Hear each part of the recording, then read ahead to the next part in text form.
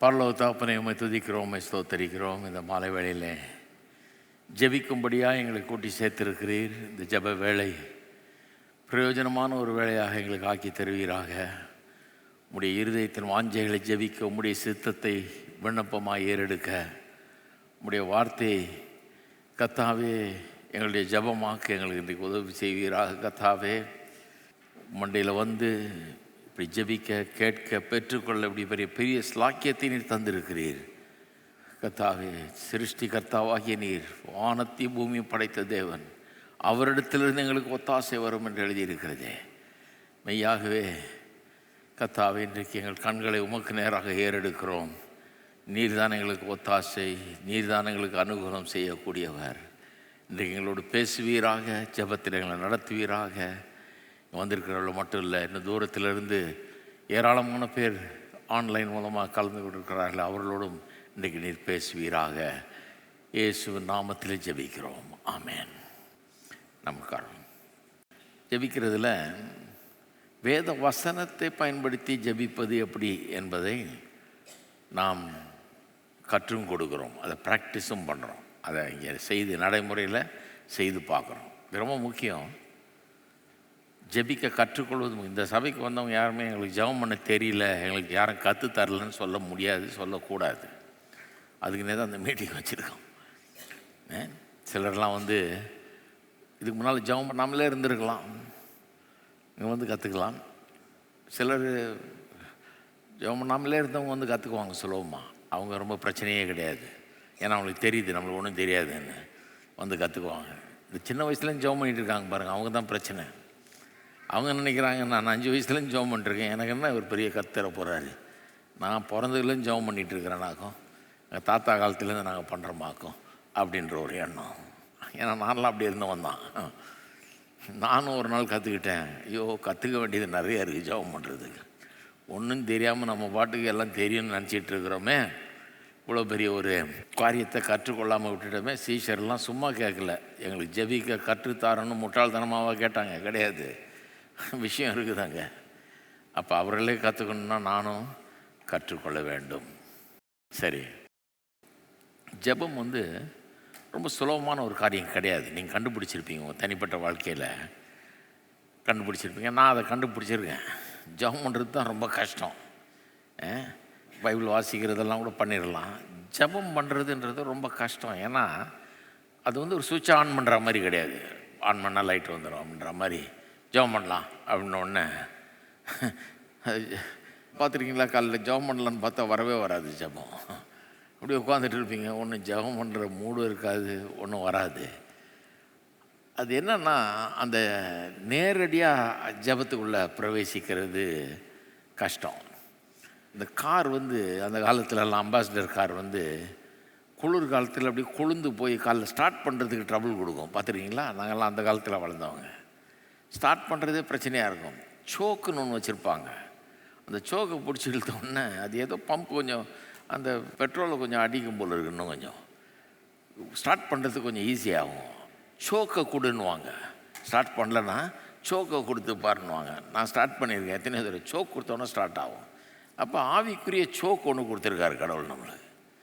ஆவிக்குரிய விதத்தில் ஒரு சோக்கு மாதிரி கொடுத்துருக்கிறாரு. அது சிலர் வந்து பல காரியங்களை பயன்படுத்துகிறாங்க, பாட்டு கூட பயன்படுத்துகிறாங்க. கொஞ்ச நேரம் ஒரு நல்ல மியூசிக்கை போட்டு, துதி ஸ்தோத்திர பாடல்களை போட்டோடனே அவங்களுக்கு ஒரு ஜெபம் பண்ணலான்னு ஒரு தெய்வ பிரசன்னத்தினுடைய உணர்வு வருது. ஜெபம் அப்படி அதிலிருந்து அப்படியே துவங்குது இல்லையா? ஆனால் நான் கண்டுபிடிச்சது எல்லாத்தையும் விட இதுதான் பெஸ்ட்டுன்னு நினைக்கிறேன். வசனம், பைபிள் எடுத்து கொஞ்சம் உட்கார்ந்து திறந்து வாசித்து அதை தியானிக்க ஆரம்பிச்சிங்கன்னா, ஒரு சின்ன பகுதியை எடுத்து வச்சுட்டு வாசிக்க ஆரம்பிச்சிங்கனாலே, அல்லது ஏதாவது ஒரு டிவோஷனல் ஒரு வசனத்தை எடுத்து கொஞ்சம் விளக்குறாங்க பாருங்கள். நான் அடிக்கடி ஸ்பர்ஜனுடைய ஒரு இது வாசிப்பேன், செக் புக் ஆஃப் ஃபெய்த் அப்படின்னு ஒன்று எழுதியிருக்காரு. அவர் நிறைய எழுதியிருக்கார் டிவோஷனல்ஸ். அதில் செக் புக் ஆஃப் ஃபெய்த்தை வந்து செக் எழுதுகிற மாதிரி சொல்கிறாரு அவர்.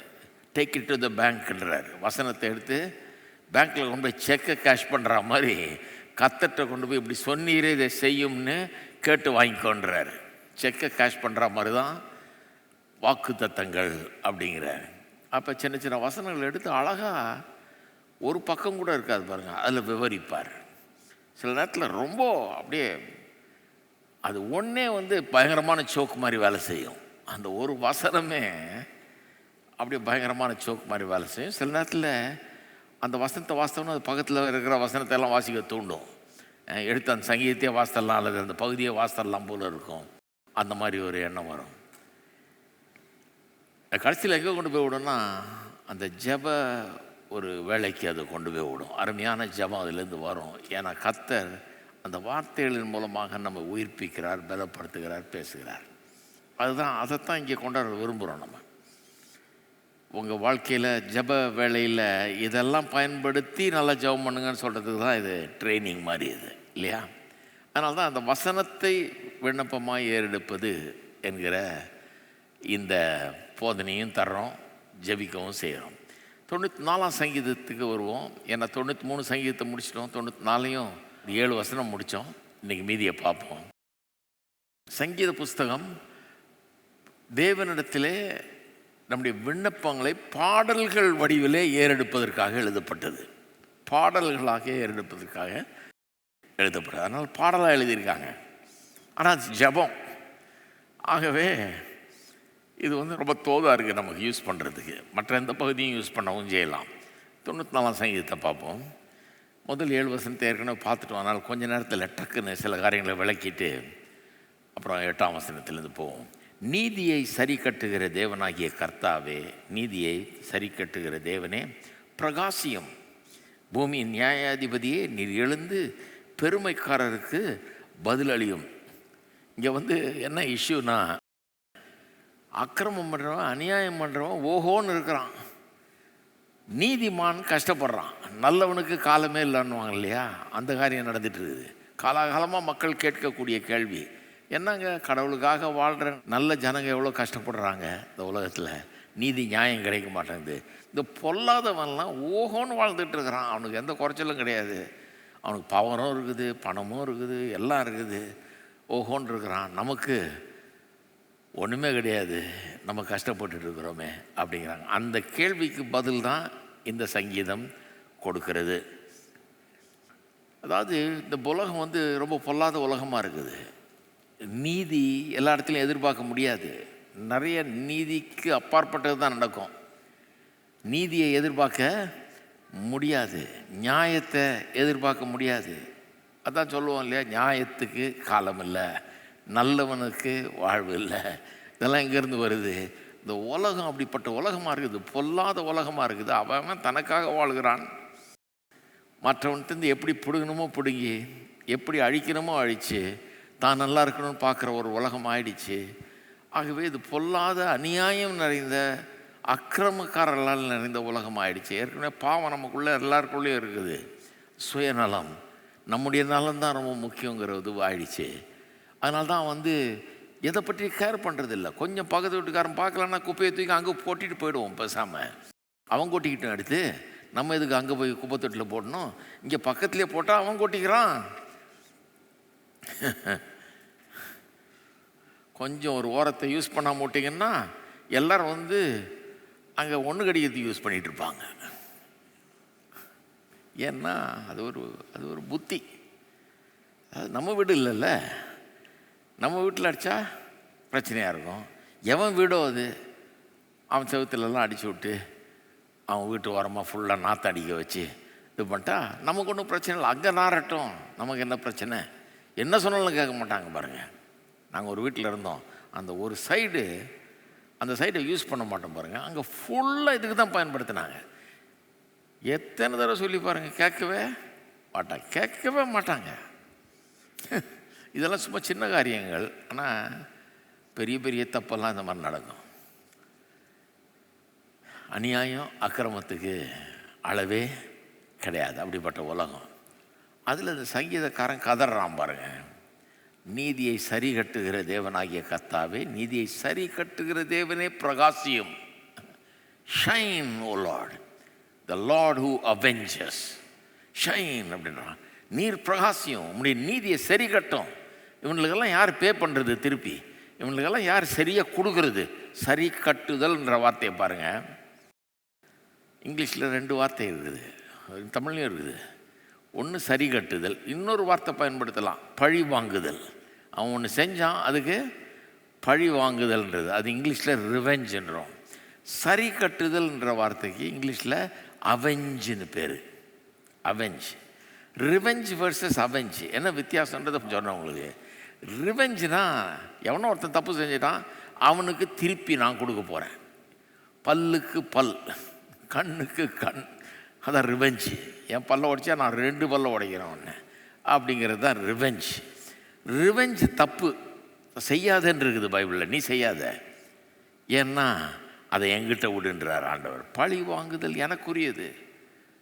நீ வாங்கினா தப்பாக போயிடும். ஏன்னா நீ கோபத்தில் போயிட்டு அவன் உனக்கு செஞ்சானேன்னு சொல்லி பழி வாங்க போயிட்டு அவன் செஞ்சதை காட்டிலும் மோசமாக நீ செஞ்சு கடவுளுக்கு முன்னால் அவனை விட பெரிய பாவி ஆகிடுவேன். நீ அவன் செஞ்ச பாவத்தை சரி செய்ய போய் கடைசியில் அவனை விட பெரிய பாவியை நீ நிற்க போகிற. அதனால் செய்யாத. எத்தனை பேர் நீங்கள் அந்த மாதிரி போய் அவன் செஞ்சான்னு போய் அவனை அடிக்க இது பண்ண போயிட்டு அப்புறம் ஐயோ ஏன் தான் இதை எடுத்தோமோ, ஏன் தான் இதில் இறங்கணுமோன்னு ஆச்சு. இல்லை, முட்டாள்தனமாக பண்ணிட்டோமே, இதில் போயிருக்கவே கூடாதுன்னு. ஏன்னா அவனை விட மோசமாக நம்ம பண்ணிட்டோம். நம்ம பேச்சு அவனை விட மோசமாக வந்துருச்சு, நம்ம செய்கையும் அவனை விட மோசமாகிடுச்சு. அப்படியே விட்டுருந்தா ஊரில் போனோம்னா அவனை பார்த்து சிரிச்சிருப்பான்.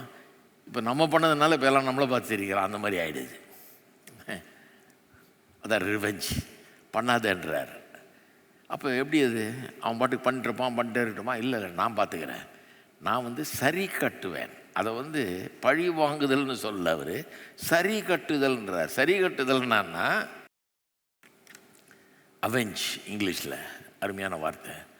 சரி கட்டுதல்னா ஒரு கோர்ட்டு ஒருவன் செய்த குற்றத்துக்கு கொடுக்குற தண்டனை மாதிரி. அதில் தப்பாக போகிறதுக்கு வழி கிடையாது.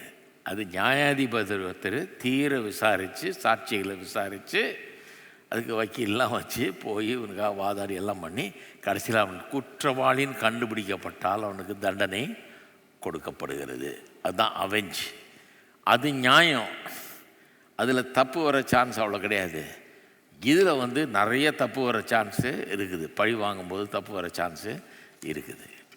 அப்போ சங்கீதக்காரன் சொல்கிறான், சரி நீர் தான் சரி கட்டணும், இப்போ நான் போய் சரி கட்டினா சரிப்பட்டு வராது. எப்போ செய்ய போகிறீர்? ஏன் தாமதிக்கிறீர்? அவன் பண்ணானே பலார்னு எனக்கு கொடுத்தவனு நீர் அங்கே 2 கொடுக்க வேணாமா அவனுக்கு? அதானே சரி கட்டுறது, ஏன் நடக்க மாட்டேங்குது அப்படிங்கிறான்.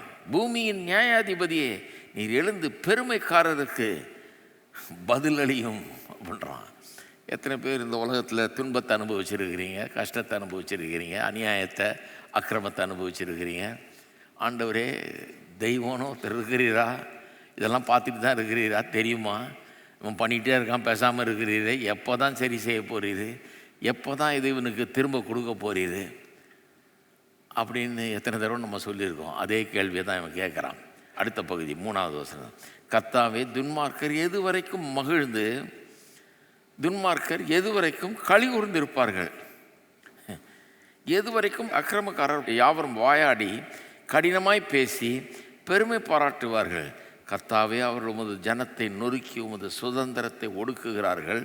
விதவையும் பரதேசியும் கொன்று திக்கற்ற பிள்ளைகளை கொலை செய்து கர்த்தர் பாரார், யாக்கோபின் தேவன் கவனியார் என்று சொல்லுகிறார்கள். ரொம்ப முக்கியமான ஒரு பகுதி. கர்த்தாவே, துன்மார்க்கர் எது வரைக்கும் மகிழ்ந்துட்டு இருப்பாங்க, எது வரைக்கும் களி விழுந்துட்டு இருப்பாங்க? வாயாடுறாங்க, கடினமாக பேசுகிறாங்க, பெருமை பாராட்டிகிட்டு இருக்கிறாங்க, ஜனத்தை நொறுக்குறாங்க, ஒடுக்குறாங்க, பலவீனமானவர்களை போட்டு நசுக்கிறாங்க. யார் பலவீனமானவர்? 3 பாட்டியை சொல்லியிருக்கீங்க. விதவைகள், பரதேசி அப்படின்னா ஃபாரினர். அவனுக்கு விதவை பலவீனர். ஏன்னா புருஷன் கிடையாது, அவளுக்கு கேட்குறதுக்கு ஆள் கிடையாது, அவளை என்ன வேணால் பண்ணலாம் அப்படிங்கிற ஒரு தைரியம். உலகத்தில் அவள் தனியாக விடப்பட்டு விட்டாள். இப்போ இவளை என்ன பண்ணால் உடனே அவனை கேட்க முடியாது அப்படிங்கிற ஒரு தைரியம். 2வது ஃபாரினர். அவனுக்கு அவ்வளோ உரிமை கிடையாது, சில உரிமைகள் மறுக்கப்படுகிறது, அவன் அதில் பலவீனன். 3வது திக்கற்றவர்கள், ஆர்ஃபன்ஸ், அனாதைகள். அவர்களுக்கும் தாய் தகப்பம் கிடையாது. அவங்கள எதாவது பண்ணால் அடித்தா பிடிச்சா, அவர்களுக்கு அநியாயமாக செஞ்சால் கேட்குறதுக்கு ஆள் கிடையாது. அவர்களெல்லாம் ஒடுக்கி நொறுக்கி வாயாடி கடினமாய் பேசி அதை பற்றி பெருமை பாராட்டி கொண்டிருக்கிறார்களாம். அப்போ எது வரைக்கும் இதை சகிச்சிட்டு இருக்க போறீர் அப்படின்னு கேட்குறாங்க. எவ்வளோ நாள் இதை சகிச்சிட்டு இருப்பீர்? அது மட்டும் இல்லை, ரொம்ப பெரிய இதுனா 7ஆம் வசனம். இதெல்லாம் பண்ணிக்கிட்டு பெருமை பாராட்டுறது மட்டும் இல்லை, அல்டிமேட்டு பாவம் என்னென்னா அவங்க பண்ணுறதில்ல. பெரிய பாவம் என்னென்னா, கர்த்தர் பாரார், யாக்கோபின் தேவன் கவனியார் என்று சொல்லுகிறார்கள். அவன் வந்து பெரிய ஞானி போல் இருக்கவன். கர்த்தர் இதெல்லாம் பார்க்கறது எங்கேயா கர்த்தர் பார்த்தாரு? கர்த்தர் இதெல்லாம் ஒன்றும் கவனிக்கிறது இல்லைன்னு சொல்லிட்டு இருக்கிறானா. இவ்வளவு அக்கிரமத்தையும் பண்ணிட்டு அவனுக்குள்ள ஒரு நிச்சயம் இருக்குது, கடவுள் இதெல்லாமா பார்த்துக்கிட்டு இருக்கிறாரு, இதெல்லாமா கவனிச்சிட்டு இருக்காரு. கவனிச்சிட்டு இருந்தால் இது வரைக்கும் ஏன் ஒன்றும் செய்யலை, எதனமா செஞ்சுருப்பார் இல்லையா? நான் இத்தனை பேருக்கு இப்படி அநியாயம் பண்ணேன், எனக்கு ஒன்றுமே நடக்கலையே, நான் நல்லா தானே இருக்கிறேன் அப்படிங்கிறான். அவன் லாஜிக் அப்படி வேலை செய்யுது.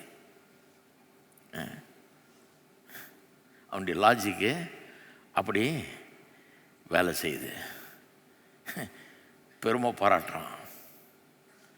கர்த்தர் பாரார், கர்த்தர் கவனியார் அப்படின்னு சொல்லிட்டு இருக்கிறான்.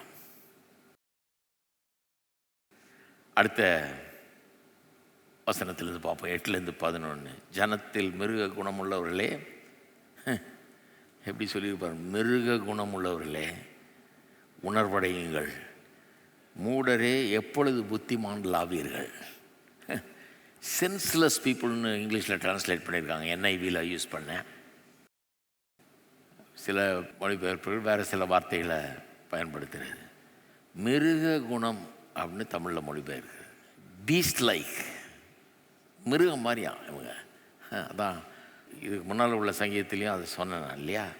மிருக குணமுள்ள மனுஷன் அதை அறியான், மூடன் அதை உணரான்னு 92ஆம் சங்கீதத்தில் 6ஆம் வசனத்தில் நம்ம வாசித்தோம். அப்போ அதை நல்லா விளக்கி சொன்னேன். மிருக குணம்னா என்னன்னு. கடவுளை அறியாத ஒரு மனுஷன், அவனுக்கு வந்து நல்ல வேல்யூஸ் கிடையாது. 10 கற்பனைன்னா என்னன்னு தெரியாது அவனுக்கு. எதை செய்யணும் எதை செய்யக்கூடாது அப்படின்ற ஒரு அறிவு அவனுக்கு, அந்த ஒரு உணர்வு கிடையாது அவனுக்கு. அவன் வந்து அதாவது சரி தவறுன்றதை பற்றியே கவலைப்படுறது கிடையாது. அவன் தனக்கு வேலையாகணும், அவ்வளோதான். அதாவது மாரல்னு சொல்லுவாங்க, அப்போ சன்மார்க்கமானவன். இம்மாரல்னு சொல்லுவாங்க, அவன் வந்து தவறாக செய்வான். இம்மாரல்னால் ஒரு மொராலிட்டியே கிடையாது, அந்த மாதிரியான ஆள். இந்த ரெண்டும் இல்லை, இன்னொரு 3வது கைன்னு ஒன்று இருக்குது, அதுனா ஏமாரல். மாரலும் இல்லை, இம்மாரலும் இல்லை, ஏமாரல். ஏமாரல்னா என்ன தெரியுமா? மொராலிட்டியே பேசாதேன்றான். நல்லது எது நல்லது எது கெட்ட பேசாத, நல்லதும் கிடையாது கெட்டதும் கிடையாது. எனக்கு என்ன, எனக்கு நல்லது கிடைக்குமா, என் வேலை ஆகணும், அவ்வளோதான். அவன்தான் ஏமாரல். நிறைய ஜனங்க அப்படி இருப்பாங்க தெரியுமா அவங்களுக்கு? மாரல் ஃபைபரே கிடையாது அவங்களுக்கு, ஒரு மாரல் அண்டர் பின்னிங்கே கிடையாது, அதாவது அடித்தளமே கிடையாது, அஸ்திபாரமே கிடையாது. யாரோ அவங்களெல்லாம் அதை சொல்லி வளர்க்கலை. தகப்பனையும் தாயும் கனம் பண்ணுவாயாக அப்படின்னு சொல்லி வளர்த்தா ஒருத்தன் கையை எடுத்து அடிப்பானா? தாய் தகப்பனை சொல்லி வளர்க்கல யாரோ. 10 கற்பனையில் இருக்குது. களவு செய்யாது இருப்பாயன்னு திருடுவானா? திருட மாட்டான். பொய் சாட்சி சொல்லாது இருப்பாயன்னு சொல்லுவானா? அதெல்லாம் சொல்லி வளர்க்காம விட்டாங்க. விபச்சாரம் செய்யாதிருப்பாயாக அப்படின்னா செய்வானா? இதெல்லாம் சொல்லி வளர்க்காம விட்டாங்க. மற்றவர்களுடைய இதை இச்சியாது இருப்பாயாக, எல்லாம் 10 கற்பனை பாருங்கள். யாரும் ஒன்றும் சொல்லாமலே வளர்த்தாச்சு அவனை. அதெல்லாம் ஒன்றும் கிடையாது, ரூல்ஸ் எல்லாம் ஒன்றும் கிடையாது வாழ்க்கையில். ஜனங்க என்ன டிசைட் பண்ணிட்டாங்க? தெர் ஆர் நோ ஆப்சல்யூட்ஸ் அப்படின்னு வெஸ்டர்ன் வேர்ல்டில் சொல்கிறாங்க. ஆப்சல்யூட்ஸ்னால் இது சரி அது தவறு அப்படின்னு எதுவும் கிடையாது, எல்லாமே ஒரு கிரே ஏரியா தான்.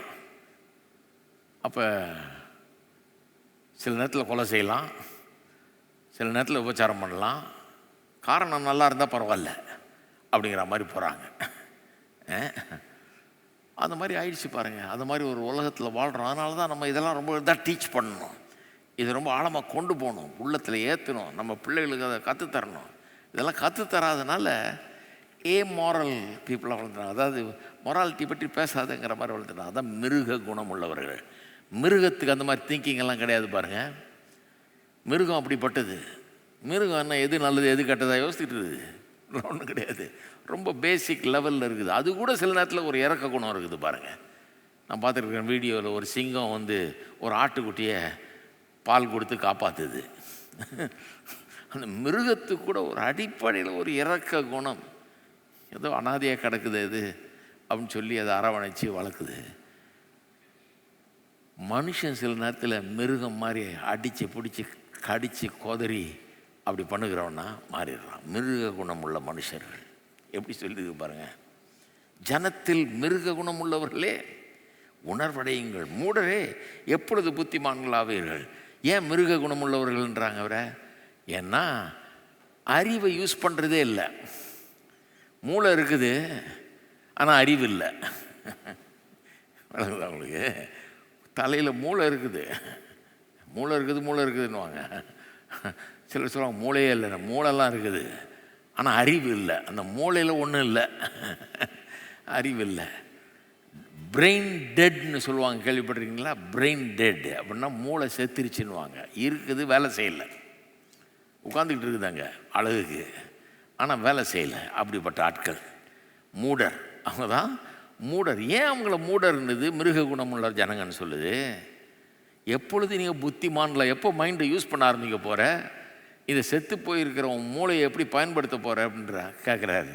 கேட்டு சொல்கிறாரு, காதை உண்டாக்கினவர், அதாவது என்ன சொல்கிறாரு, நான் கேட்குறேன் உனக்கு கேள்வி, கொஞ்சம் யோசித்து பாரு, அப்போது மூளை வேலை செய்யுன்றார். காதை உண்டாக்கினவர் கேளாரோ, கண்ணை உண்டாக்கினவர் காணாரோ. ஏன் சொல்கிறாரு? கர்த்தர் பாரார், யாக்கோபின் தேவன் கவனியார்னு சொல்கிறாங்க இல்லையா? சொல்கிறாரு, காதை உண்டாக்குனவர் கேளாரோ, கண்ணை உண்டாக்குனவர் பாராரோ, ஜாதிகளை தண்டிக்கிறவர் கடிந்து கொள்ளாரோ, மனுஷனுக்கு அறிவை போதிக்கிறவர் அறியாரோ. அதை யோசித்து பாருப்பா அப்படிங்கிறார். உன் காது பாரு, நல்லா கேட்குது இல்லை? இதை உண்டாக்குனது யார்? அதாச்சுமா மண்ணிலேருந்து அப்படியே உண்டாக்கிச்சா? கிடையாது, கடவுள் உண்டாக்குனார். இந்த காது இவ்வளோ சூப்பராக கேட்குதுன்னா இதை உண்டாக்குனவர் எவ்வளோ உன்னிப்பாக கவனிப்பார் நீ சொல்கிற வார்த்தைகளை. கண்ணை பாரு, உன் கண்ணு பெரிய அற்புதம். என்ன பெரிய அற்புதம், அதிசயம் அது கண். அதை பொத்தி பொத்தி காப்பாற்றுறோம் இல்லையா கண்ணை. அந்த கண்ணே அவ்வளோ பெரிய அற்புதமான ஒரு அவயவமாக இருக்குது நம்ம சரீரத்தில். இந்த கண்ணை உண்டாக்கினவர் எப்படி இருப்பார், அவர் எப்படி பார்ப்பார்? நம்ம கண்ணே இவ்வளோ ஜோராக பார்க்குதுன்னா அவருடைய கண்கள் எப்படி பார்க்கும்? ஜாதிகளை தண்டிக்கிறவர் கடிந்து கொள்ளாரோ. எல்லா ஜாதி ஜனத்து மத்தியிலும் கோட்டுன்னு இருக்குது, நியாயம் இருக்குது, தண்டனை இருக்குது. இதெல்லாம் எங்கேருந்து வருது? கடவுள்கிட்ட தான் வந்தது. இதெல்லாம் உண்டாக்குனவர் இப்படி நியாயம்னு ஒரு காரியத்தை உண்டாக்கி உலகத்தில் வச்ச தண்டியாமல் இருப்பாரோ? மனுஷனுக்கு அறிவை போதிக்கிறவர் அறியாரோ? மனுஷன் எவ்வளோ அறிவாளியாக இருக்கிறான், சந்திரமண்டலம் வரைக்கும் போயிட்டு வர்றான் சர்வசாதாரணமாக. இவ்வளவு அறிவை மனுஷனுக்கு ஆற்றலை கொடுத்தவர் அவர் தெரியாதுன்றியா நீ பண்ணுறதெல்லாம்? விதவைய, திக்கற்றவனை, அந்நியனை நீ அநியாயம் பண்ணது அவருக்கு தெரியாது, அவர் பார்க்கல கவனிக்கலன்னு நினைக்கிறியா அப்படிங்கிறாரு. சொல்லிட்டு சொல்கிறார், மனுஷனுடைய யோசனைகள் வீண் என்று கர்த்தர் அறிந்திருக்கிறார். சொல்கிறாரு, கர்த்தர் பார்க்குறாரு, கேட்குறாரு, எல்லாம் பண்ணுறாரு. மனுஷனுடைய யோசனைகள் வீண் என்று கர்த்தர் அறிந்திருக்கிறார். அந்த காலத்தில் யூத ரபிமார்கள், அதாவது யூத மதத்தின் போதகர்கள் சொல்வார்களாம், பாவம் செய்யாமல் இருக்கிறதுக்கு 3 காரியத்தை ஞாபகம் வச்சுக்கங்கன்னு. 1, ஒரு காது நம்ம சொல்கிற ஒவ்வொரு வார்த்தையும் உன்னிப்பாய் கவனித்து கொண்டிருக்கிறது, கேட்டுக்கொண்டிருக்கிறது. ஒரு கண் நாம் செய்கிற எல்லா காரியத்தையும் உன்னிப்பாக பார்த்து கொண்டிருக்கிறது. ஒரு கை எல்லாவற்றையும் எழுதி வைத்து கொண்டிருக்கிறது, நியாய தீர்ப்பு நாளிலே அந்த நியாயாதிபதிகிட்ட கொண்டு போய் கொடுக்கறதுக்காக. 3 ஞாபகம் வச்சுக்கிட்டா நம்ம சொல்கிற ஒரு வார்த்தையும் யாரோ கேட்டுட்டு இருக்கிறாங்க. கண்ணில் பார்க்குற ஒவ்வொன்றும் ஒருத்தருக்கு தெரியும், அவரும் பார்க்குறாரு. காது கண் உடையவர் அவர். சூப்பரான காது, சூப்பரான கண், எல்லாவற்றையும் அறிந்தவர், சர்வ ஞானி அவர். அவர் எல்லாத்தையும் குறிப்பிடுகிறார். நியாய தீர்ப்பு நாளில் கேட்பார். அப்படிப்பட்டவர் இருக்கிறாரு.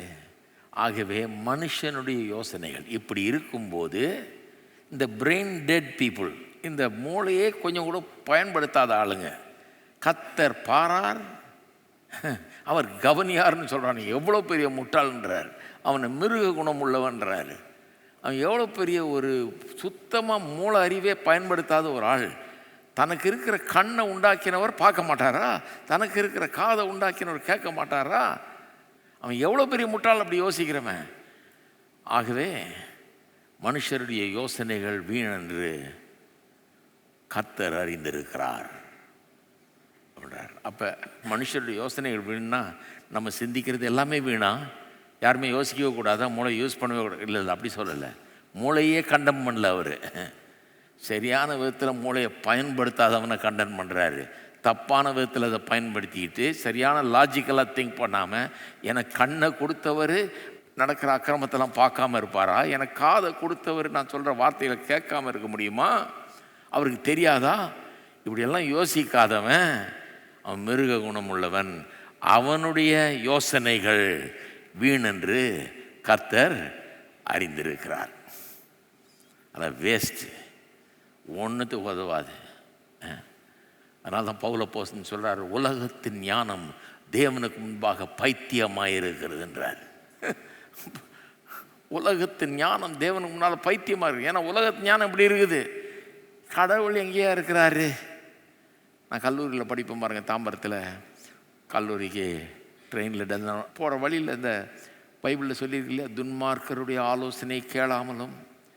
இந்த துன்மார்க்கர் பசங்க என்ன பண்ணுவானுங்க, நல்ல ஆலோசனை சொல்லுவானுங்க நமக்கு. நம்ம எப்படி துன்மார்க்கன் ஆக்குறதுன்னு படி பார்த்துக்கிட்டே இருக்காம, இன்றைக்கி போய் குடிக்கலாமா, இன்றைக்கி இது பண்ணலாமா, அது பண்ணலாமா, எங்கேயாவது போய் குடிச்சிட்டு விழுந்து கிடக்கலாமா, இந்த மாதிரி ஆலோசனை சொல்கிறதுல ரொம்ப கரெக்டாக இருப்பானுங்க. என்ன நியாயம் பேசுவானுங்க, இதே நியாயம்தான் பேசுவானுங்க. யாருக்கும் தெரியாதுடா, நான் யார்கிட்டையும் சொல்ல மாட்டேன்டா, ஒருத்தருக்கும் தெரியாது, நம்ம சீக்கிரட்டாக போய் ஒரு இடத்துல இதெல்லாம் பண்ணலான்வான். அவனை தான் சொல்லியிருக்கு மிருக குணம். இது சுத்தமாக காலேஜில் படிக்கிறானே ஒழிய அறிவே கிடையாது. மூளையே செத்து போச்சு, வேலை செய்யலைன்னு அர்த்தம். மிருக குணம் உள்ளவனே எப்போ புத்திமான் ஆக போகிறேன்னு இருன்றாரு. அவனுடைய எண்ணங்களை கண்டம் பண்ணுறாரு, அதெல்லாம் வீணுங்கிறாரு. அவனுடைய எண்ணங்கள்லாம் வேஸ்ட்டு. பெரிய ஞானி மாதிரி பேசிகிட்டு இருக்கிறான். இங்கேருந்து தாம்பரம் போகிற வரைக்கும் பெரிய ஃபிலாசபி லெக்சரே கொடுப்பானுங்க அவனுங்க. இது இப்படி ஆக்கும், அது அப்படி ஆக்கும், நான் என்ன பண்ணேன்னு தெரியுமா, அது எவ்வளோ நல்லா இருந்தது தெரியுமா, நான் இங்கே போனேனாக்கும் அங்கே வந்தேனாக்கும் இதை செஞ்சேனாக்கா, நீ ஏன் பண்ணக்கூடாது, இதெல்லாம் பண்ணாமல் இருக்கிறதே சரி கிடையாது, நீ மனுஷனே கிடையாது, நீ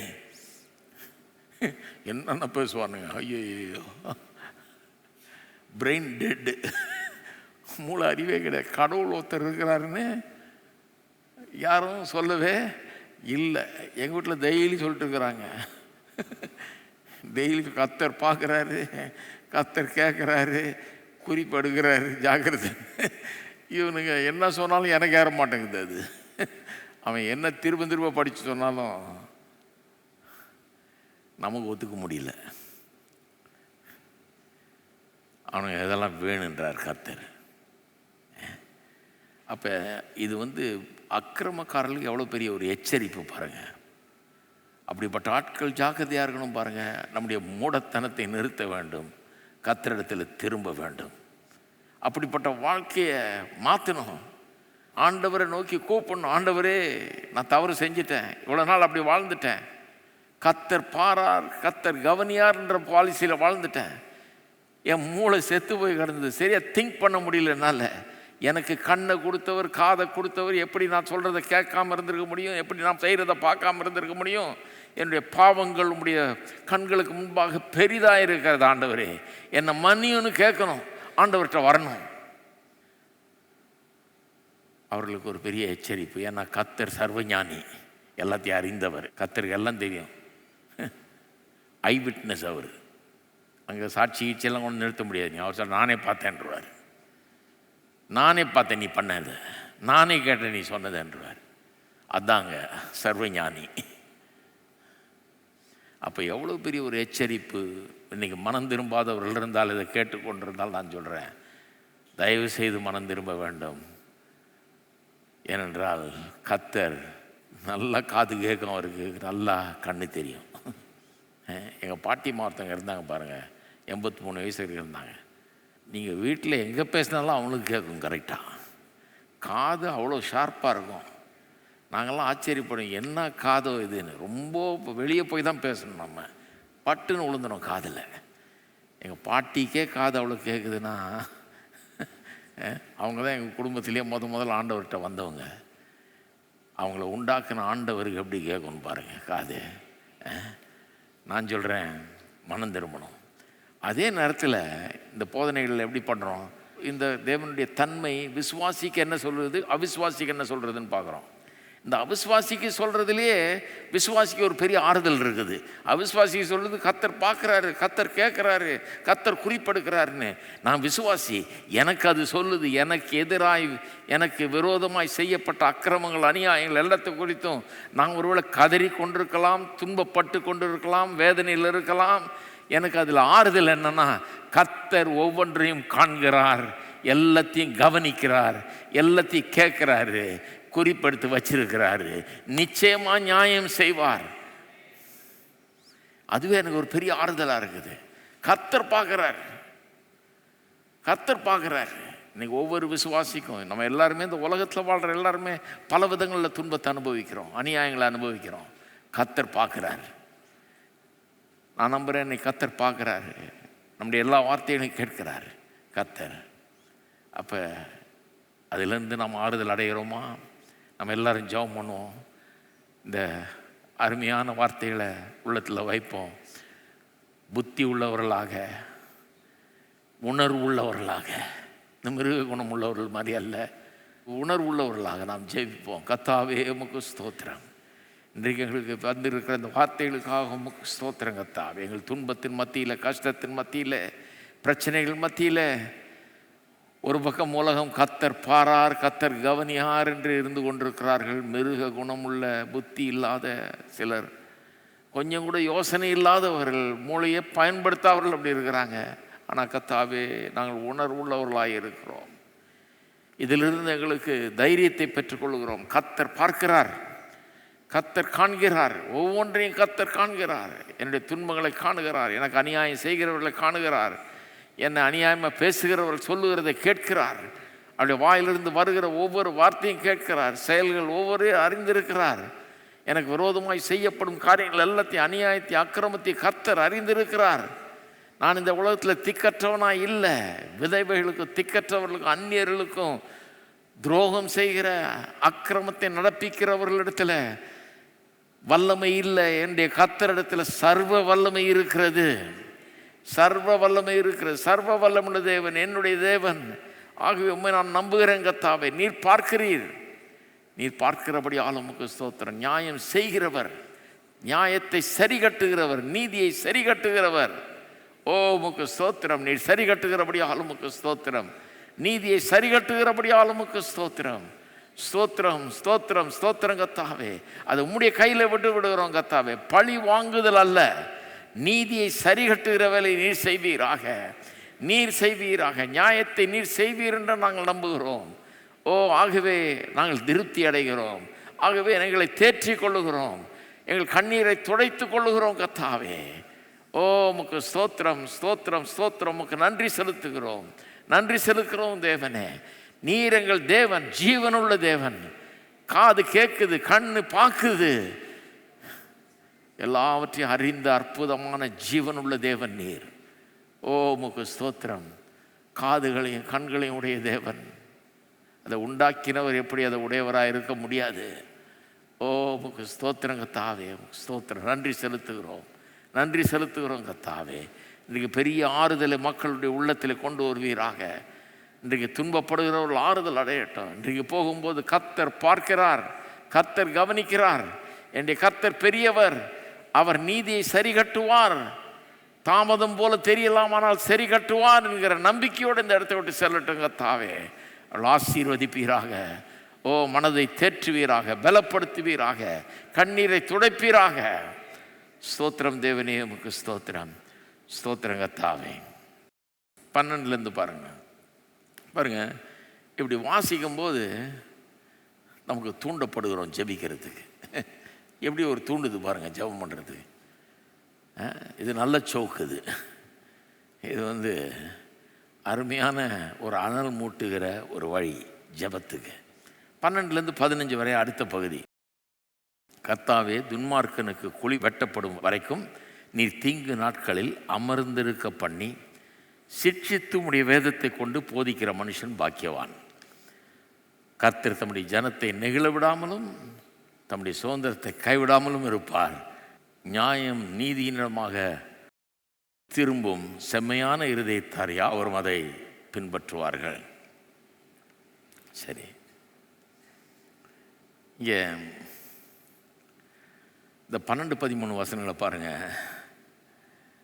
கர்த்தாவே, துன்மார்க்கனுக்கு குழி வெட்டப்படும் வரைக்கும் நீர் தீங்கு நாட்களில் அமர்ந்திருக்க பண்ணி. அதாவது கஷ்டப்படுறவனை அவனுடைய விரோதிக்கு குழி வெட்டப்படுகிறதாம். பைபிளில் நம்ம வாசிக்கிறோம். அதுக்கெல்லாம் உள்ளே போகிறதுக்கு நேரம் இல்லை. சங்கீதத்தில் கூட 1-2 தடவை வருது அந்த மாதிரி. வெட்டினா குழியை வெட்டி அதிலே விழுகிறாங்கன்னெலாம். உண்மையாகவே எஸ்தருங்கிற அந்த ராணியின் காலத்தில் ஒருத்தன் இவங்களெல்லாம் சாகடிக்கிறதுக்கு வழிவகுத்து அவன் குழியை வெட்டி ரெடியாக இருந்தான் பாருங்கள். அந்த குழியில் அவனை தான் போட்டாங்க. கடைசியில் வெட்டின குழியில் அவனே விழுந்தான். இதெல்லாம் உண்மையாக சரித்திரத்தில் நடந்திருக்குது. இஸ்ரவேல் வம்சத்தை அழிக்க வேணும்னு இருந்தவன் அந்த குழியில் செத்தான் இருக்குது. அப்படி குழி வெட்டிகிட்டு இருக்கிறாங்களாம் அநியாயக்காரருக்கு, அக்கிரமக்காரருக்கு. குழி வெட்டப்பட்டு கொண்டிருக்கிறது அப்படிங்கிறார். ஆனால் அவனுக்கு நியாயம் செய்யப்படும் வரைக்கும், நீதி சரி கட்டப்படுற வரைக்கும் இவன் மூலமாக கஷ்டப்பட்டவனுக்கு என்ன பண்ணுறாரு? தீங்கு நாட்களில் அவனை அமர்ந்திருக்க பண்ணி அப்படின்னு வருது. தீங்கு நாட்களில் அவனை அமர்ந்திருக்க பண்ணி. அப்போனா தீங்கு நாளில் அவனுக்கு ரிலீஃப் கொடுக்குறாராம். என்ன இதில் அப்படியே வருது. He gives him relief in the time of trouble. தீங்கு நாட்களில் அவனுக்கு ஒரு ரிலீஃப் தர்றாரு. 4 காரியங்கள் இங்கே வாக்கு பண்ணப்படுகிறது ஒரு விசுவாசிக்கு. நல்ல கவனிங்க. இந்த 4 காரியத்தை பற்றி ஜெபம் பண்ண போகிறோம். 1, தீங்கு நாட்களில், நீங்கள் தீமையை அனுபவிக்கிற நாட்களில் உங்களுக்கு எதிராக விரோதமாய் துன்மார்க்கர் அநியாயக்காரர் செய்யும் காரியங்கள் நடக்கும்போது, தீமை கூட போயிட்டு இருக்கும்போது, அந்த தீயில் கடந்து போகும்போது அது ஒன்றும் உங்களை அழிச்சிடாதுங்க. அங்கே உங்களுக்கு ஒரு ரிலீஃப் தர்றார். தீங்கு நாட்களில் அமர்ந்திருக்க பண்ணி.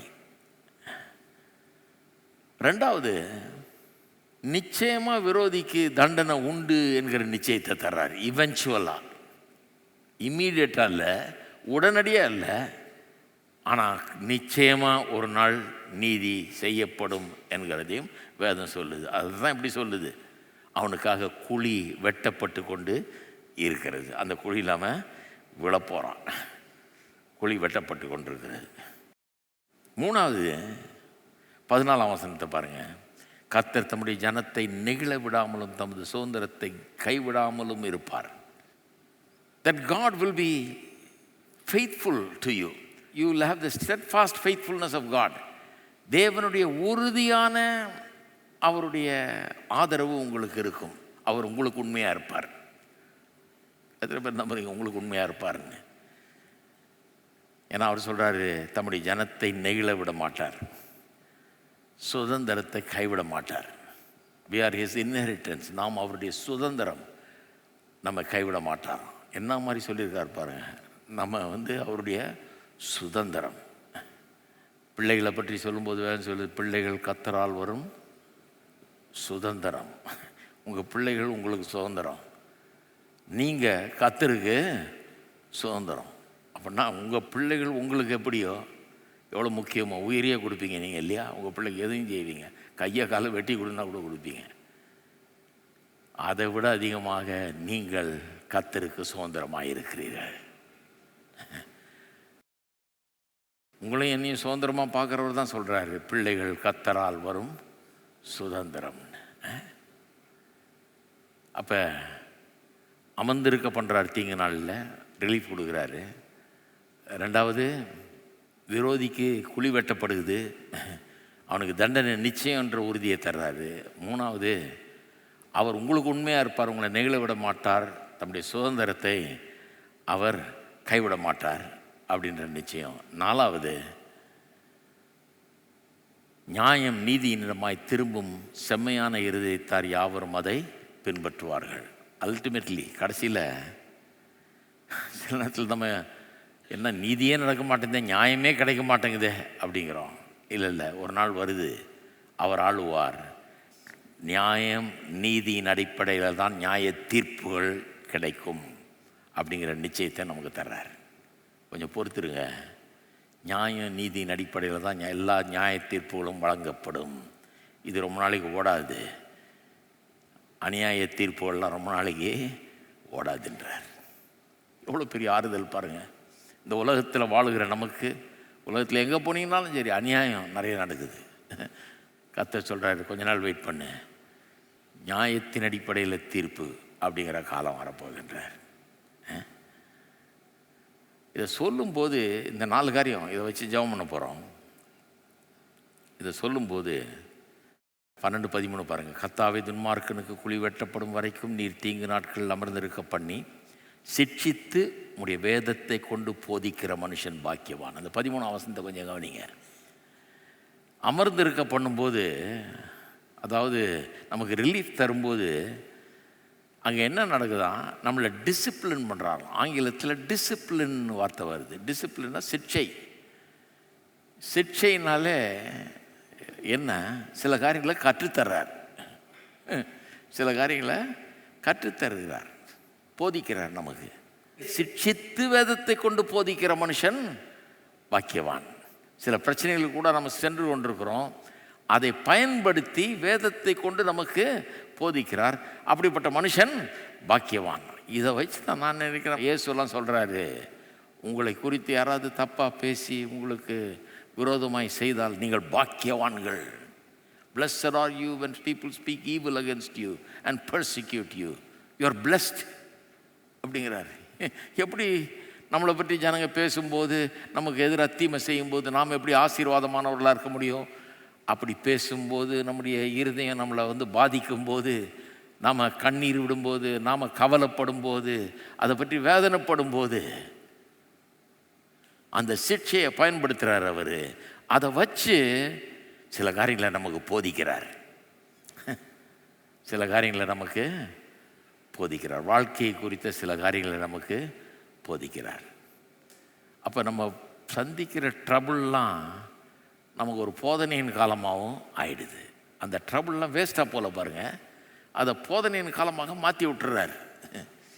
அதுலேருந்து வெளியே வரும்போது முன்ன இருந்ததை விட ரொம்ப சிறப்பானவர்களாக நாம் மாறிவிடுகிறோம். எப்படி அருமையாக சொல்லப்பட்டிருக்கிறதுன்னு பாருங்கள். இதெல்லாம் எங்கேருந்து வருது? தேவனுடைய வார்த்தையிலிருந்து. அதனால தான் சொல்கிறாரு, சிட்சித்து உடைய வேதத்தை கொண்டு போதிக்கிற மனுஷன் பாக்கியவான். அதாவது உங்களுடைய வேத வசனத்திலிருந்து போதிக்கப்படுகிற மனுஷன் பாக்கியவான். அப்போ 119ஆம் சங்கீதம், ஒரு நிமிஷம் பாருங்கள். 119ஆம் சங்கீதத்தில் சங்கீதக்காரன் சொல்கிறான், 23-24, பிரபுக்களும் உட்கார்ந்து எனக்கு விரோதமாய் பேசி கொள்ளுகிறார்கள். சங்கீதக்காரன் சொல்கிறான், பிரபுக்கள் உட்கார்ந்து எனக்கு விரோதமாக பேசிகிட்டு இருக்கிறாங்கன்றான். உமது அடியேனும் உமது பிரமாணங்களை தியானிக்கிறேன். அவன் உட்காந்து என்னை பற்றி பேசிகிட்டு இருக்கிறான், நான் உட்காந்து பைபிள் வாசிக்கிறேன்றாரு. நான் உம்முடைய பிரமாணங்களை தியானிக்கிறேன். உம்முடைய சாட்சிகள், சாட்சிகள்னால் அது இன்னொரு வார்த்தை, கர்த்தருடைய வார்த்தைக்கு. 119ஆம் சங்கீதத்தில் கர்த்தருடைய வார்த்தையை பற்றிய சங்கீதம் ஃபுல்லாகவே, நீண்ட சங்கீதம், எல்லாமே கர்த்தருடைய வார்த்தையினுடைய மேன்மையை பற்றி தான்.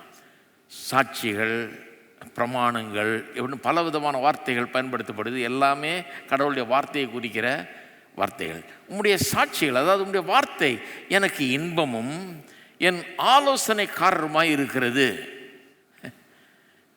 அவன் பேசிகிட்டு இருக்கிறான், நான் பைபிள் வாசித்துட்டு இருக்கிறேன். இது எனக்கு சந்தோஷத்தை தருது, எனக்கு ஆலோசனைக்காரராக இருக்குது. நான் அடிக்கடி சொல்லியிருக்கிறேன், நிறைய பேர் ஆலோசனை வேணுங்கிறாங்க. ஞாயிற்றுக்கிழமை காலையில் 8 மணிக்கு இருக்குது ஆலோசனை, 10:30 மணிக்கு அடுத்த ஆலோசனை இங்கிலீஷில் இருக்குது, 3வது சாயங்காலத்தில் 6 மணிக்கு இன்னொரு ஆலோசனை. சொல்கிறாங்க, இல்லையா எங்கள் வீட்டுக்கு வந்து உங்கள் காலில் மிதித்து எங்கள் வீட்டில் உள்ளே வந்து இப்படி காலை வச்சிங்கன்னா எங்கள் வீட்டில் தான் நடக்கணும். என்ன நடக்கும்? என் காலில் இருக்க அழுக்கு உங்கள் வீட்டில் வர்றது ஒட்டுவோம். நீங்கள் உடனே ஓடி போய் காப்பி இட்லி அது இதுன்னு குருமா எல்லாத்தையும் ரெடி பண்ணுவீங்க. நான் வந்து சாப்பிட்ணும். எல்லார் வீட்லையும் நான் சாப்பிட்டா நான் என்ன ஆகுறது சொல்லுவேன்? இல்லை எனக்கு ஆலோசனை தனிப்பட்ட முறையில் எனக்கு ஆலோசனை வேணும். நான் தனிப்பட்ட முறையில் உங்களுக்கு ஆலோசனை கொடுக்குறதா இருந்தால் உங்கள் வீட்டுக்கே வரேன்னு வைங்க. எப்படி தெரியுமா வருவேன்? இந்த பைபிள் தான் எடுத்துன்னு வருவேன். ஏன்னா எனக்கு தனிப்பட்ட முறையில் ஆலோசனை கொடுக்கறதுக்கு என்ன இருக்குது? வேறு ஒன்றுமே கிடையாது. வேறு சரக்கு எதுவும் இல்லை. இங்கேருந்து தான் ஆலோசனை தரணும். ஏனென்றால் உம்முடைய வார்த்தை எனக்கு இன்பமாயும் என் ஆலோசனைக்காரருமாய் இருக்கிறது.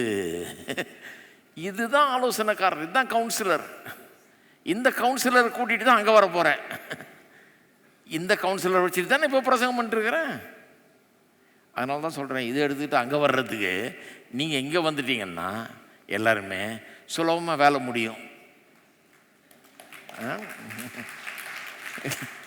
இருக்கிறீங்களா? ஆலோசனை மாதிரி தானே பேசிகிட்டு இருக்கோம். இப்போது நிறைய பேர் சொல்லுவாங்க, எனக்கே பேசின மாதிரி இருக்குது. உங்களுக்கு யாருன்னு சில நேரத்தில் யாருன்னு தெரியாது. ஆனால் அவங்க சொல்லுவாங்க, எனக்கே பேசினாங்க. கண்டிப்பாக, ஏன்னா இது உங்களுக்கு ஆலோசனைக்காரராக இருக்கிறது. அற்புதமான வார்த்தைகள் பாருங்கள். அப்போ துன்பப்படுகிறவர்கள், இந்த உலகத்தில் அக்கிரம அநியாயத்தை அனுபவிச்சுட்டு இருக்கிறவங்க சந்தோஷப்படுங்க. அவன் பேசிகிட்டு இருக்கட்டும், நீங்கள் பைபிளை வாசிங்க. இது உங்களுக்கு நல்ல ஆலோசனைகளை வழங்கும் இல்லையா? இந்த 4 காரியங்களை யோசித்து பாருங்கள். கர்த்தர் உங்களை அமர்ந்திருக்க பண்ணுவார். விரோதியை கண்டிப்பாக நீதியை சரி கட்டுவார் அவனுக்கு. 3வது, தம்முடைய ஜனத்தை அவர் கைவிட மாட்டார், நெகிழ விட மாட்டார். நீங்கள் அவர் சுதந்திரம் அந்த நிச்சயத்தை தர்றாரு இல்லையா? 4வது, கடைசியில் இந்த உலகம் நீதி நியாயம் உள்ள உலகமாக தான் இருக்கும். ஏன்னா இந்த உலகத்தை உண்டாக்கின தேவன் நீதி உள்ளவர், மறுபடியும் நீதியை நிலைநாட்டுவார். இப்போ ஒரு வேளை அநீதி இருக்கலாம், கடைசியில் நீதி நியாயம்தான் நிலவும். எல்லோரும் ஜெபம் பண்ணலாமா? எவ்வளோ பெரிய ஒரு ஆறுதல் நமக்கு இன்றைக்கி கிடைக்குது கர்த்தருடைய வார்த்தையின் மூலமாக. கர்த்தாவே, உம்மை துதிக்கிறோம், உம்மை ஸ்தோத்திரிக்கிறோம். எப்பேற்பட்ட நீதியின் தேவனாக இருக்கிறீர். ஓ, உமக்கு ஸ்தோத்திரம் ஸ்தோத்திரம். இந்த சங்கீதக்காரன் நீதியை சரி கட்டுகிற தேவனாகிய கர்த்தாவே நீதியை சரி கட்டும் என்று அவன் கதறுகிறான். அதன் மத்தியிலே இவ்வளோ அருமையாக உடைய வார்த்தை எங்களுக்கு சொல்லுகிறது. கர்த்தாவே, நீர் சரி கட்டாமல் விட மாட்டீர். துன்மார்க்கனுக்கு குழி வெட்டப்படுகிறது, ஆனால் அது வரைக்கும் எங்களுக்கு அமர்ந்திருக்க பண்ணுகிறீர். நீர் எங்களை நீர் விட்டுறதில்லை. இந்த துன்பத்தின் மத்தியில் எங்களை அமர்ந்திருக்க பண்ணுகிறீர். எங்களுக்கு கூடவே இருக்கிறீர். நீர் எங்களுக்கு எல்லாவற்றுக்கும் எல்லாமாக நீர் இருக்கிறபடியால் உமக்கு ஸ்தோத்திரம் கர்த்தாவே, உமக்கு ஸ்தோத்திரம் ஸ்தோத்திரம். எங்கள் துன்பத்தில் எங்கள் கூட வர்றவர் நீர். இதோ உலகத்தின் முடிவு பரியந்தும் உன்னோடு கூட இருப்பேன்னு சொன்னீர். அன்னைக்கு சுவிசேஷத்தை உடைய சீஷர்களுக்கு கொடுத்து உலகமெங்கும் சென்று சகல ஜாதிகளுக்கு சுவிசேஷத்தை பிரசங்கித்து அவர்களை சீஷராக்கி அவளுக்கு பிதாக்குமான் பரிசுத்தாவின் நாமத்தில் ஞானஸ்தானம் கொடுத்து நான் உங்களுக்கு போதித்த எல்லாத்தையும் அவங்களுக்கு போதியுங்கள்னு சொன்னீர். சொல்லும் போதே சொல்லிட்டு, இதோ உலகத்தின் முடிவு பரியந்தம் நான் உங்களோடு கூட இருப்பேன். இன்றைக்கு எத்தனையோ பேர் இந்த உலகம் முழுக்க போய் பிரசங்கிக்கிறவர்கள் எவ்வளவோ துன்பப்படுகிறார்கள், எவ்வளவோ துன்பத்துக்கு ஆளாகிறார்கள். அநியாயம் அக்கிரமம் அவர்களுக்கு எதிராக நிகழ்த்தப்படுகிறது. அநியாயமாக எத்தனை பேர் அங்கே அவதிப்பட்டு கொண்டிருக்கிறார்கள் கர்த்தாவே, உலகம் முழுக்க. அப்படிப்பட்டவர்களெல்லாம் நினச்சி பார்க்குறோம் கர்த்தாவே. நீர் அவர்களோடு கூட இருக்கிறீர். நான் உலகத்தின் முடிவு பரியந்தம் உங்களோடு கூட இருக்கிறேன்னு சொன்னவர். இன்னும் முடியல, உலகம் முடிவு பரியந்தம் இருக்கிறேன்னு சொல்லி இருக்கிறீர். இன்றைக்கு நீர் எங்களோடு இருக்கிறீர். இனியும் ஊழியத்துக்கென்று புறப்பட்டு போகிற அநேகர், இந்த இடத்துலேருந்து புறப்பட்டு போகிற அநேகர், அவர்களோடு கூட நீர் இருக்கிறீர். நீர் எங்களுக்கு முன் செல்லுகிறீர். நீர் எங்களுடைய தளபதியாக இருக்கிறீர். எங்களுக்காக எங்கள் யுத்தங்களை செய்கிறவராய் இருக்கிறீர். எங்களுக்கு போதுமானவராய் இருக்கிறீர். எங்களை காக்கிறவராய் இருக்கிறீர். நீதியை சரி கட்டுகிற தேவன்.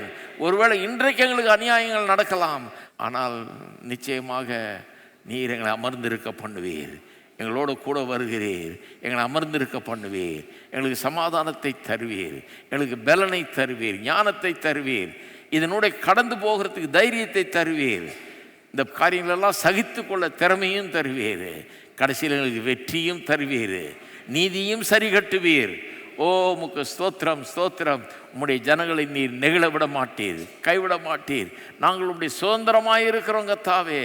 ஆகவே உம்மை துதிக்கிறோம், உம்மை ஸ்தோத்தரிக்கிறோம், ஸ்தோத்தரிக்கிறோம், ஸ்தோத்தரிக்கிறோம். நியாயம் நீதியினிடம் திரும்பும் வரை கர்த்தாவே நீர் விடமாட்டீர். நிச்சயமாக இந்த உலகத்தை நீதியாய் ஆளுவீர் நீர். அப்படிப்பட்ட காலம் வருகிறது. செம்மையான இருதயத்தார் யாவரும் அதை பின்பற்றுவார்கள் என்று எழுதியிருக்கிறது. அப்படிப்பட்ட காலம் வருகிறபடி ஆலமுக்கு ஸ்தோத்திரம்.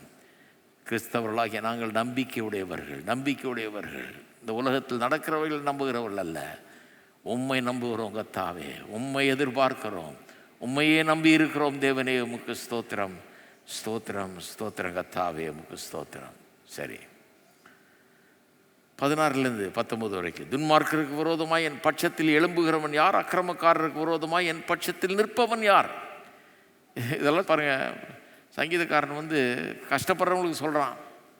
சொல்லிட்டு கர்த்தர் உங்களை காப்பாற்றுவார், உங்களோட கூட இருப்பார், அமர்ந்திருக்க பண்ணுவார், சிட்சித்து போதிப்பார், உங்களை நெகிழ விட மாட்டார், கைவிட மாட்டார், திரும்பவும் நியாயம் நீதி உள்ள ஒரு உலகம் உண்டாகும் எல்லாம் சொல்கிறாரு.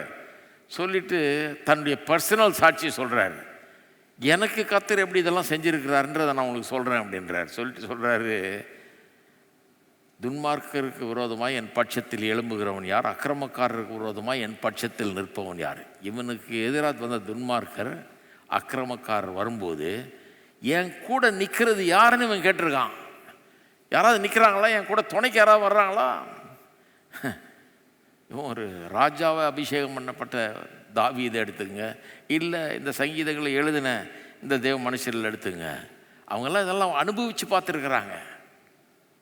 என் கூட நிற்கிறது யார்? யாராவது இருக்காங்களான்னு கேட்குறான். யாரையும் காணோம். கர்த்தர் எனக்கு துணையாயிராவிட்டால் என் ஆத்துமா சீக்கிரமாய் மௌனத்தில் வாசம் பண்ணி இருக்கும். சிம்பிளாக சொல்ல போனால், கர்த்தர் எனக்கு துணையாக இல்லைன்னு நான் செத்து போயிருப்பேன் நான் என்றான். அதான் மௌனத்தில் வாசம் பண்ணியிருக்குன்றான். கர்த்தர் மட்டும் எனக்கு துணையாக நிற்கலாம், நான் என்றைக்கோ செத்து போயிருப்பேன் அப்படின்றான். என் கால் சறுக்குகிறது என்று நான் சொல்லும்போது கர்த்தாவே உமது கிருபை என்னை தாங்குகிறது. இதான் என் அனுபவம்ன்றான். என் கால் சறுக்குதுன்னு நான் சொன்னேன்னா உம்முடைய கிருபை உடனே என்ன தாங்குகிறது. என் உள்ளத்தில் விசாரங்கள் பெருகுகையில், என் உள்ளம் வேதனை அடையும் போது, ரொம்ப அதிகமாக இருக்கும்போது, கவலைகள் அதிகமாகும் போது, anxiety is great. when anxiety is great ன்னு வருது இங்கிலீஷில். என் கவலை பாரங்கள் அதிகமாகும் போது, தாங்க முடியாத ஆகும்போது, உடைய ஆறுதல்கள் என் ஆத்துமாவை தேற்றுகிறது. ஆறுதல்கள் என் ஆத்மாவை தேற்றுகிறது. என்ன ஒரு டெஸ்டிமோனி பாருங்க. கர்த்தர் செய்வார்னு மட்டும் சொல்லலை, நான் சொல்கிறேன் எனக்கு செஞ்சிருக்கிறாரு, கண்டிப்பாக செய்வார். என்னை என் கால் சறுக்கும்போது அவர் என் கூட இருந்து எனக்கு துணையாக நின்று இருக்கிறாரு. அவருடைய கிருபை என்னை தாங்கி இருக்குது. எனக்கு கூட யாருமே நிற்கலை, துணைக்கு யாருமே நிற்கலைங்கிறான். ஆனால் கர்த்தர் நின்னார், இல்லைன்னா நான் செத்தே போயிருப்பேன்றான். எனக்கு கவலை அதிகமாக இருக்கும்போது, அது பெருகி இருக்கும்போது, ஆறுதல்கள் என் ஆத்மாவை தேற்றுகிறது. இவர் மட்டும் இல்லை, இந்த சங்கீதத்தை எழுதின ஆள் மட்டும் இல்லை, பவுல் அப்போஸ்தலனும் அதை சொல்லுகிறார். 2 தீமோத்தேயு கடைசியாக எழுதின நிருபம். பவுல் அதை கடைசியாக எழுதுகிறார். ஜெயிலில் இருக்கிறார், டஞ்சனில் இருக்கிறார். ரோமன் கவர்மெண்ட் அவர் பிடிச்சி ஒரு டஞ்சனில் போட்டிருக்காங்க. டஞ்சன்னா ஒரு பூமி கடியில் ஒரு குழி மாதிரி ஒரு இடத்துல போட்டு அங்கேயே கிடக்கணும், இருட்டிலேயே கிடக்கணும். அப்படிப்பட்ட தண்டனை.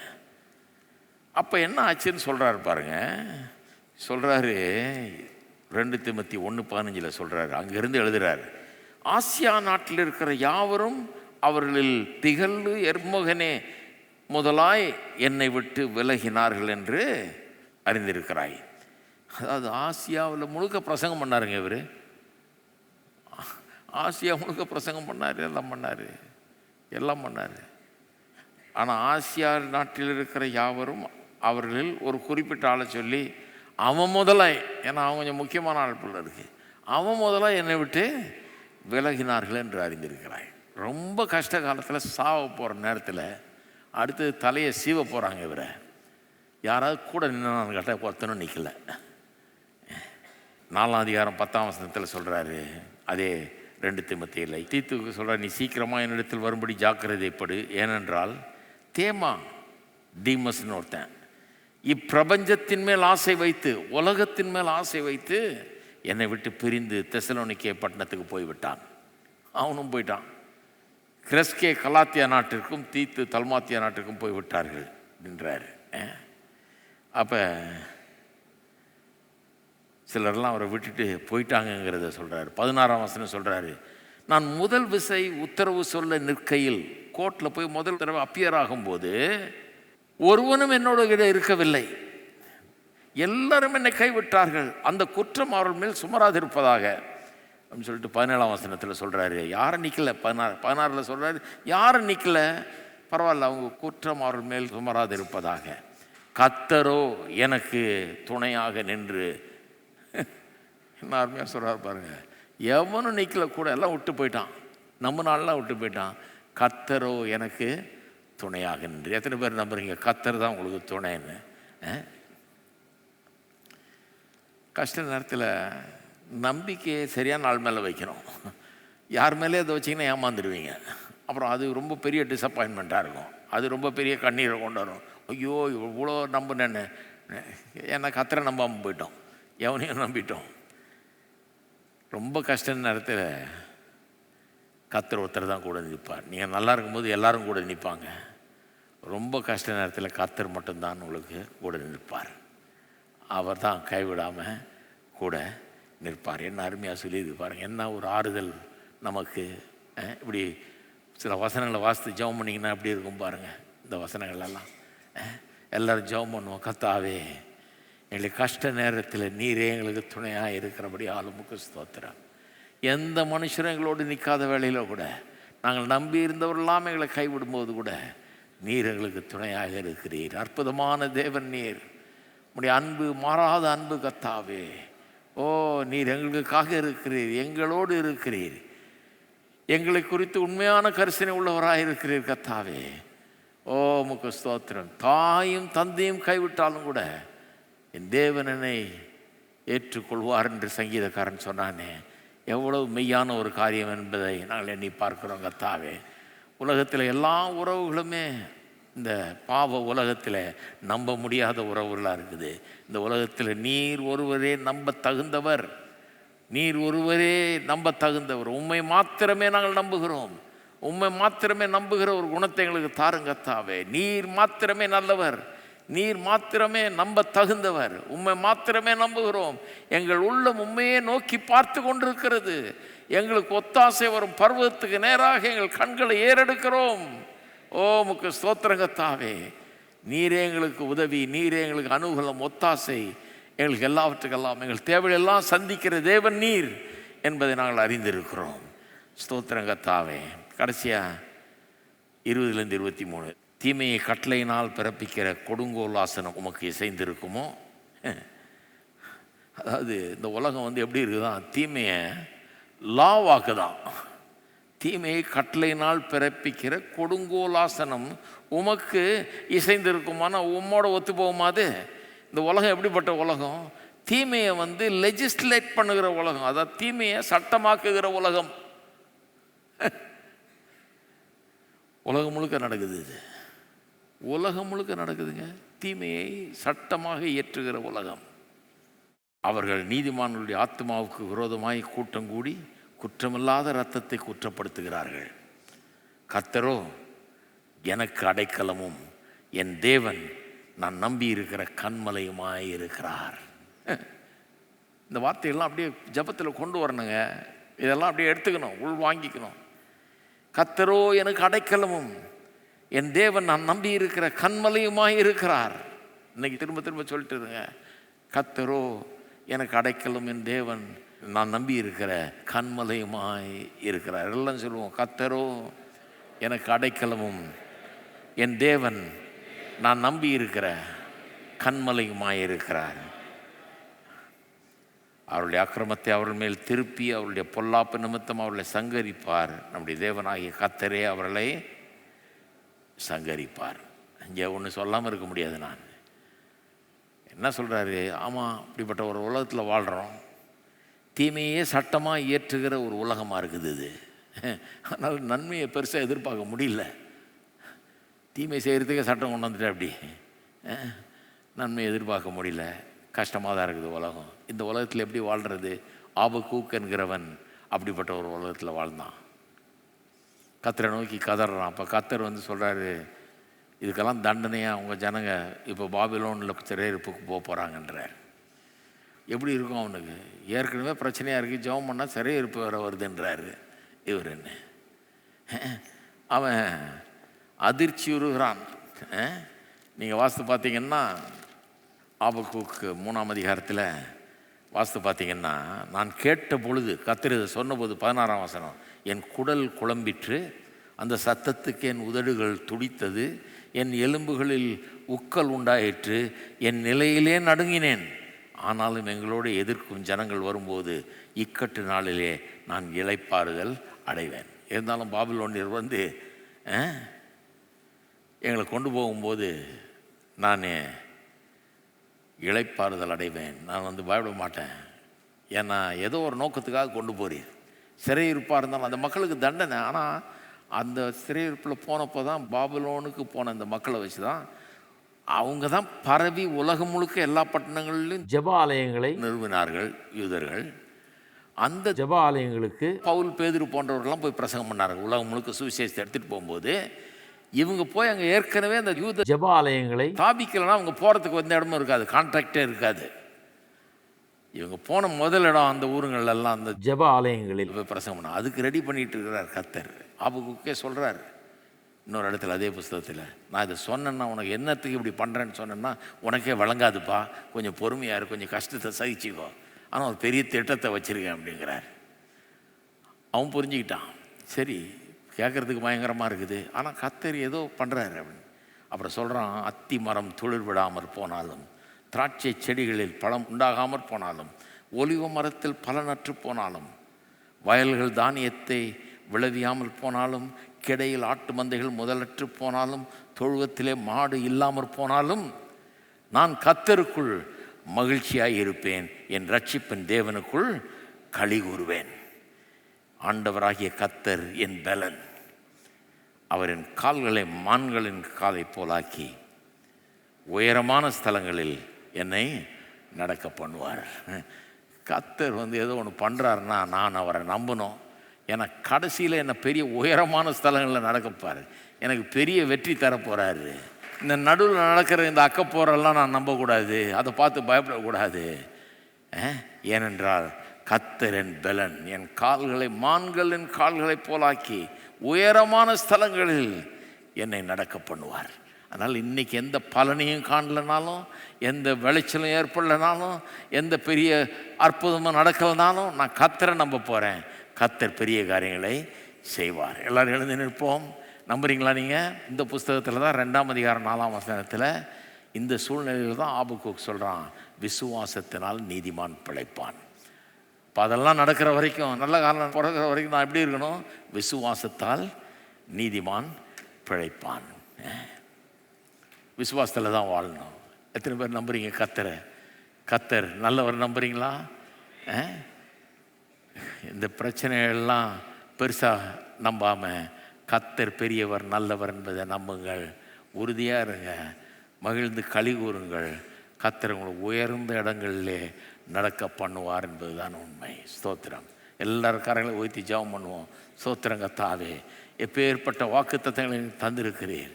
நீர் நல்லவர், நீர் செய்கிற காரியங்களை நீர் அறிவீர். நீ சர்வ ஞானி, எல்லாத்தையும் ஏற்ற காலத்தில் ஏற்ற விதத்தில் செய்கிறவர், எல்லாத்தையும் ஒரு பெரிய திட்டத்தோடு ஆழமான திட்டத்தோடு செய்கிறவர். நீர் அற்புதர், அதிசயங்களை செய்கிற தேவன். கர்த்தாவே, நீர் எங்களுடைய வாழ்க்கையிலும் அப்படியே செய்கிறபடியாலும் உமக்கு ஸ்தோத்திரம். பெரிய அற்புதமான காரியங்களை நிகழ்த்த போகிறபடியாலும் உமக்கு ஸ்தோத்திரம். இந்த பிரச்சனைகளோட கடந்து சென்று கொண்டிருக்கிற எங்களுக்கு கர்த்தாவே பெரிய விடிவு காலத்தை உண்டாக்கி உயர்ந்த இடங்களில் எங்களை நடக்க பண்ண போகிற தேவனே உமக்கு ஸ்தோத்திரம். உயர்ந்த இடங்களிலே நடக்கப் போகிற காலங்களை எங்களுக்கு உண்டாக்குகிறபடியால் உமக்கு ஸ்தோத்திரம். ஸ்தோத்திரம் கர்த்தாவே. உயர்வை கொண்டு வருகிறபடியால் உமக்கு ஸ்தோத்திரம். வெற்றியை ஜெயத்தை கொடுக்கிறபடியால் உமக்கு ஸ்தோத்திரம். ஸ்தோத்திரம் தேவனே. எல்லாரும் உம்மிலே களி கூறட்டும் கர்த்தாவே. கர்த்தரிலே களி கூறட்டும். உம்மை துதிக்கட்டும், உம்மை நம்பட்டும், உமக்குள்ளே நிலைத்திருக்கட்டும்.